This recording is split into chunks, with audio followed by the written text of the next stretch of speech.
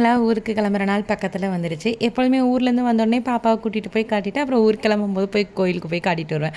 But இந்த தடவை அலைச்சல் இருந்ததுனால அவளை வந்துட்டு கிளம்புறப்ப தான் போய் கூட்டிகிட்டு போயிருந்த மாதிரி இருந்தது. ஃப்ரைடே காலையிலேயே 2 பேரும் போய் சாமியெல்லாம் கும்பிட்டுட்டு வந்த உடனே என்ன ஆயிடுச்சுன்னு பார்த்தீங்கன்னா, கொஞ்சம் ஒர்க்ஸ் இருந்துச்சு. சாப்பிட்டெல்லாம் முடிச்சுட்டு ரிலாக்ஸாக உட்காந்து ஃபார்ம் 15G அண்ட் அதே மாதிரி 10C வந்து ஃபில் பண்ண வேண்டியது. அப்பாவுக்கு வந்துட்டு ரிட்டையர்ட் ஆகிட்டாங்க அப்படிங்கிறதுனால அவங்களுக்குள்ள பிஎஃப் வித்ட்ராவலுக்கு தான் எல்லாமே ரெடி பண்ணிகிட்டு இருந்தேன்.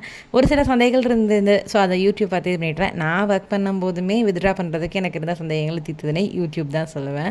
ஸோ என்னோடய என்கேஜ்மெண்ட், மேரேஜ் எல்லாத்துக்குமே வந்துட்டு இந்த பிஎஃப் பண்ண ரொம்பவே ஹெல்ப்ஃபுல்லாக இருந்தது. ஸோ ஆட்சி இப்போ தவறுனதுக்கு முதற்கொண்டு எல்லாமே அவங்களுக்கு ரொம்ப ஹெல்ப்ஃபுல்லாக இருந்தது. ஸோ அது போக மீதி சொற்ப பணம் தான் இருந்தாலும் சிறுதுருவும் பல்குத்த உதவுங்கிற மாதிரி லோனுக்கு அதை அடைக்கிறதுக்கு உதவுன்னு சொல்லிட்டு உடனே எடுத்தாச்சு.